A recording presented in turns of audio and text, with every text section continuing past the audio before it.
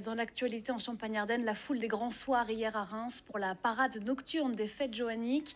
Échassiers et animaux fantastiques ont remonté la voie des sacres de la basilique Saint-Remi jusqu'à la cathédrale. En tête de cortège évidemment Jeanne d'Arc, incarnée cette année par la rémoise de 17 ans, Agathe Jouvenel. Elle en avait toujours rêvé. Céline Lang avec Raphaël Doumergue. Des bottes qui l'ont porté de Don Rémy à Orléans. Un combison, des chausses et une armure qui l'ont protégé d'Orléans à Reims. C'est bien avoir des aides pour s'habiller. C'est pas très pratique. À l'époque, il devait avoir un petit peu de mal. Voici Jeanne d'Arc dans sa tenue d'apparat, prête à conduire Charles à la couronne.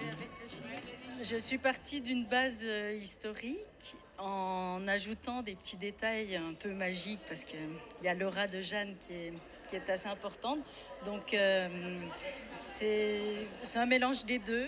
Mais derrière le mythique manteau fleur-de-lysée, il y a Agathe Jouvenel et ses rêves de petite fille. Ça faisait des années que je regardais le défilé, presque tous les ans, comme je l'ai souvent dit, à la fenêtre de ma grand-mère. Et c'est un peu un mythe, quand on voit Jeanne d'Arc tous les ans, on a envie de se dire « je veux l'être », ça ne peut pas être autrement. À ses côtés, c'est sa petite sœur Aurore qui joue les écuyers et c'est un peu son rêve à elle aussi. Moi, j'aimerais bien plus tard faire Jeanne d'Arc parce que je trouve que c'est joyeux, ça ramène de la fête et ça fait qu'il y a du monde qui vient à Reims, voir, visiter un peu la ville, etc. Et moi, je trouve ça très bien. Dans la famille, tout le monde a toujours monté à cheval. Mais Agathe a voulu aller plus loin pour incarner Jeanne. Elle s'est beaucoup documentée et a même suivi les traces de son personnage jusqu'à Don Rémy en Lorraine. Je suis contente, j'ai fait plein de voyages, j'ai appris plein de choses et tout le parcours a été assez incroyable pour arriver ici. Donc mon expérience aurait été très plaisante. Tout le monde est prêt. Le défilé peut s'élancer. Charles VII va pouvoir être sacré. Jeanne a mené sa mission à bien. Mener à bien sa mission? Mais foutre Dieu, regardez où est-ce que nous nous trouvons.